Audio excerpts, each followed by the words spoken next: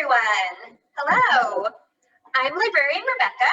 I'm one of the children's librarians at the Boston Public Library's central location in Copley Square.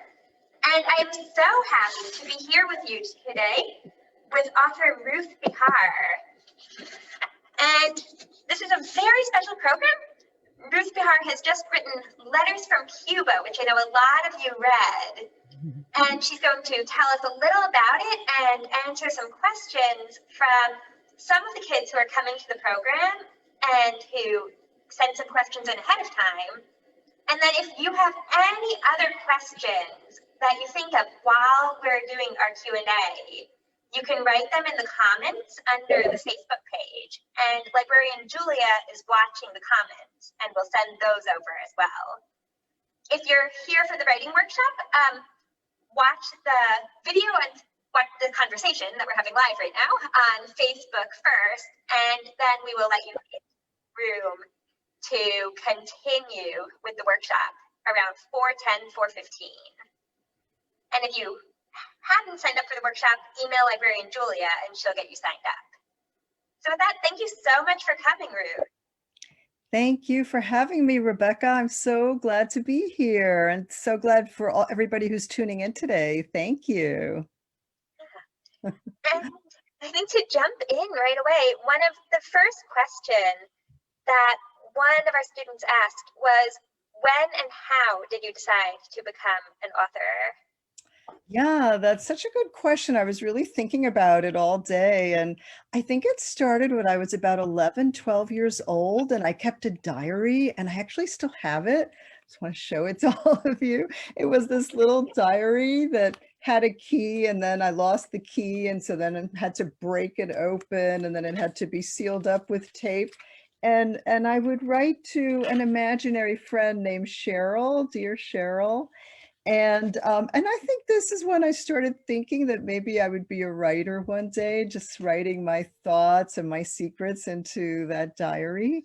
So I think it started there, and I love to read. And then by the time I got to high school, I had two incredible teachers. One was a history teacher and one was a Spanish language teacher, and they both really inspired me. The history teacher really inspired me to think about history and to understand the past and the present, and I got so excited about that.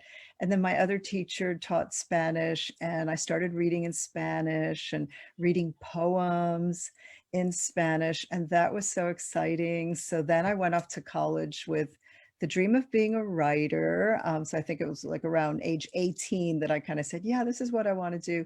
But I also wanted to travel. And so I went into anthropology, which allowed me to live in lots of different places and talk to lots of different people and write about my experiences. So I think all of that came together, and that's how I became a writer. That's fascinating. And that's something I think a lot of the kids who read Letters from Cuba, because we had a book club that read it and discussed it as a group recently, and a lot of the kids there commented on how everything was just really clearly explained, and all the history was kind of very nicely spelled out, all the sort of Spanish language was incorporated very well, and that makes sense with the background that you're describing. Yeah, absolutely. Those teachers had a real impact on me. I think the teachers you have in elementary and middle school and then in high school, they really can make a very, very big impact. And I think that particularly those two teachers, but some of my earlier teachers too, I just learned so much, and it really created a path for me. That's great. Yeah. And I think talking about Letters from Cuba, one of our students also asked, how long did it take you to write Letters from Cuba? And can you speak a little about sort of your inspiration for the book? And I know your grandmother kind of came into play with that a bit. Yeah, so I was trying to figure out exactly how long it had taken me. I would say a little over 2 years to write the book from start to finish. And all of you know that writing is a process. You know, you write the first draft and you just try to figure out beginning, middle, and end. What's going to happen in this story? You have your characters, you have your setting, but then when you write, that's when the magic happens, and you try to see what your characters are going to do, where they're going to lead you. So So that was the first phase. And then you go back and you revise and you work on the vocabulary and the sentences and the paragraphs and see, is this written as well as it can be? Are my characters as interesting as they can be? What's happening to all of them? And you go back and you just look at everything with a lot of care. And then in the final phases, you're checking spelling and just making sure that there aren't any mistakes. So it goes through all these different phases. And so I would say it took about 2 years altogether, a little bit, maybe a little bit more than 2 years, but 2.5 maybe at most, from start to finish, from start to publication. So just so kids know that it's a process. You don't just write it and it gets published. You go through a process to really make the book the best it can be. And the book was inspired by my grandmother. Esther was her name, and that's the name of my character in Letters from Cuba. And she had an incredible story that I had always heard from the time I was very young. And she was the first to go to Cuba. In her family, there were 7 kids, and her father went to Cuba first from Poland, and the family was really struggling and impoverished, and there was growing hatred of Jews in Poland as well. And so they needed to escape, but they didn't have enough money to leave Poland. So only my grandmother's father, my great-grandfather, had managed to get to Cuba and work really hard and struggling to bring one of his children over to help him. And he wanted to bring one of the sons, but my grandmother, who was the oldest of all the children, said, no, I should be the one to go first because I'm the oldest. And even though I'm a girl, you're going to see that I'm going to help you. And that was the story my grandmother always told. And I thought it was so amazing. And I decided I would write a book inspired by the journey of a young Jewish girl from Poland going to Cuba and figuring out how she's going to help her father bring the rest of the family over, and feeling that she's got to rush because things are getting worse and worse and she better do something to help her family. So that was the inspiration. And it was a really fun book to write, just kind of knowing that it was honoring my grandmother. That's great. And I think you were talking a little about sort of the tension of needing to rush as things get worse and worse in Poland. But at the same time, one of our readers commented that the story itself, even though there is that tension building and the stakes are really high, it still has kind of an uplifting feel at points and still sort of a happy, hopeful ending, definitely. And so I think she was asking sort of, what was your reasoning around sort of writing about hard times, but also giving it that kind of hope or that possible uplift at the end? Yeah, no, it's such a great question. I mean, I think in every generation we go through hard times, and kids experience hard times with their families. And it can seem really horrible, like, how are we ever going to get out of this situation and, live a little better, live more happily in peace? And so I think a lot about that, and was thinking about it with my grandmother's generation, what they went through, and, what could you do at that time to make things a little happier? And with Esther, she is really struggling to help bring her family over to Cuba. But at the same time, she's discovering this beautiful island, that's Cuba. And she's come from a very cold climate in Europe. And she's in Cuba. It's beautiful and tropical. There are palm trees. She can smell the sugar that grows in the fields, where they're living out in the countryside. In Cuba, there's sunshine all year. And then there's some very nice people that are welcoming her, strangers who are welcoming her to Cuba. And so that makes her feel better. And I think that gives her the strength to really work hard and bring her family over. So I think there's always hope. And I think you find hope when people are kind and friendly and welcoming, and you feel like you can find a new home in a different place. And that's what happens to Esther. Yeah, I think that's a good reminder for kind of now also, and just for any struggles that people encounter. But yeah. Absolutely. Yeah, absolutely. And so I think one of the big questions that a lot of kids had was, what happens to Esther once the story finishes? Well, there's the real life Esther, my grandmother, who did eventually marry. and have 3 children, and they lived in Havana. And then after the Cuban Revolution, my family decided to leave Cuba and they started all over again in the United States. So I think that's an interesting part of Esther's story, is that she's an immigrant twice. She's an immigrant from Europe to Cuba, discovers how beautiful Cuba is and she wants to be a part of it.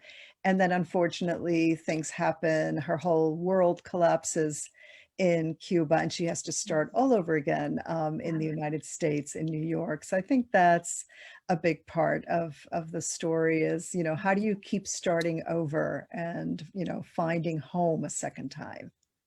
Yeah, no, that's fascinating. And I know the home topic is one that we're going to talk a little more about once we're in the workshop setting also.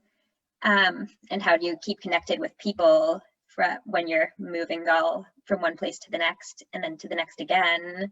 Mm-hmm. Yeah. Yeah, absolutely. Yeah. And I think we are almost at the end of our Q&A time period, but we have time for one more question. And so the last question is, are you working on a new book? And Yes. do you have something coming? Yes, yes, yes. So I am working on a picture book that's been so much fun. It's basically done. Now the illustrator is working on it. And it's called Tia Fortuna's New Home. And it's a little bit based on my relationship with an aunt of mine in Miami. The story takes place in Miami. And it's about a little girl helping her aunt move to her new home. And the aunt has lived on the beach for many, many years, and she has to leave the beach behind and the ocean. So that's a story. I can show you a little peek. I'll show you this little peek. This is like a sketch of, you can Oh, see wow. that beautiful illustration. It's just a sketch, but it's so exciting. This is what I'm enjoying so much about working on a picture book, is that now the illustrator has got my story and now she's making it come alive with these really incredible illustrations. And this is just the sketch, and next step will be in color. So I'm really excited about that. And this book will come out in about 1.5 years, because these books take time because of the art and so on. So I'm very excited about that. And then I'm also just really beginning another middle grade novel. So that's at the very, very start. I can't even really talk about it, but I think the main character is going to be a boy this time. Oh, interesting. Yeah. And it's interesting, even from that one picture that you held up, there's still that theme of sort of home and what do you carry with you, and sort of those connections, which the open suitcase and everything. That was lovely. And do you think, can I ask, is that theme going to run through the next book that you're working on too, or is it a totally different? I think it might. It's a theme that's so interesting that you caught that, because it is a theme that's very present for me. I'm always really curious in what people carry from place to place and what memories they hold on to. So I think the topic of memory will be in the new middle grade as well. And it's definitely in the picture book, but with a much younger character. The girl's name is Estrella. And so Estrella is just like 5 years old, and, and trying to figure out what's going on with her aunt's story. So yeah, and she's helping her aunt pack all these things, and her aunt is saying, well, okay, I'm going to take these things, but she's also saying, I don't have to take that many things because I've got a suitcase up here in my head. I've got all these memories in my head. There's a suitcase up here. So I'll take some things, but I really don't need to take that much. So also memory is another way in which we carry things from place to place. Yeah. That's fantastic. And I think that's a great place to transition into the interactive workshop portion of our visit. So thank you so much for taking the time to share a little bit about your work. And I know I'm very excited to see the new books. That was one of the big things that people said, was that they were so excited to get to read your book right when it came out. There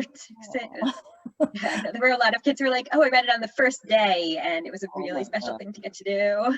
Oh my God. Well, thank you so much for all the great questions, everybody. And thank you, Rebecca. And good to meet all of you. Thank you.